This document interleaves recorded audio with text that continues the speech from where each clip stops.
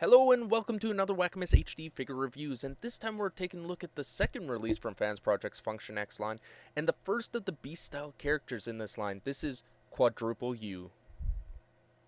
First though, what's up with this name? Well, let me break it down for you. You take one W and you break it into two U's that, let's face it, really look like V's. Abbreviate our headmaster friend's name here, leaving us with what becomes primarily four U's.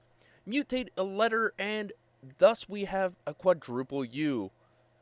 Make sense? Well, this makes sense. More headmasters to feed hungry fans, and that's exactly what FansProject has done here. Following quick on the heels of their previous release of Code, Quadruple U here references the Decepticon side of the Headmaster series as Weird Wolf.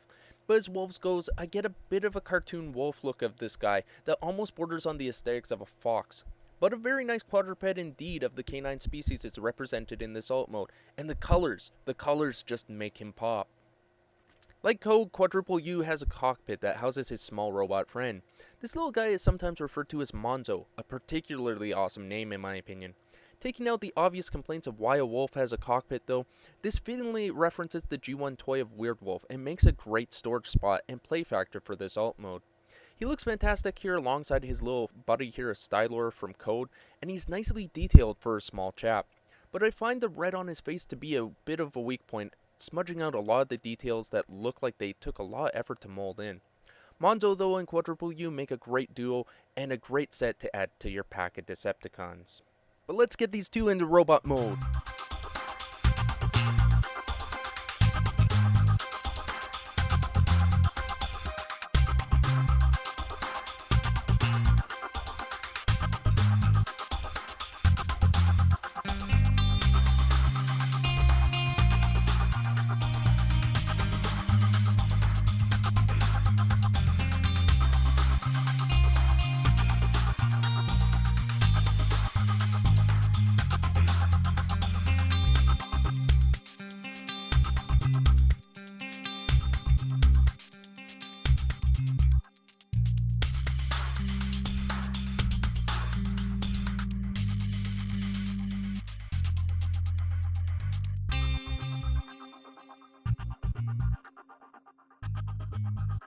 Monzo jumps right into his Transtector body, finishing off the robot mode with a touch of grey and black class to the already primarily yellow and teal robot mode, and forming a really fantastic looking head sculpt.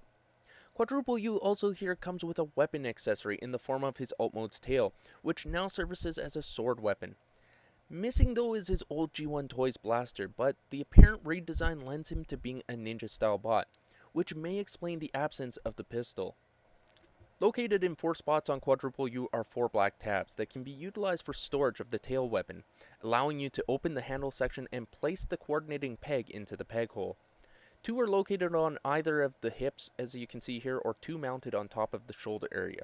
Which you choose to use is up to you, of course.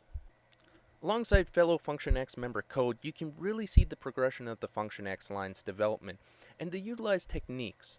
More evident, of course, when you get this guy in hand and you're able to physically transform him, but Function X has become synonymous with creative transformations, and Quadruple U proves this by taking it up another notch, comparing him to Code's transformation and design.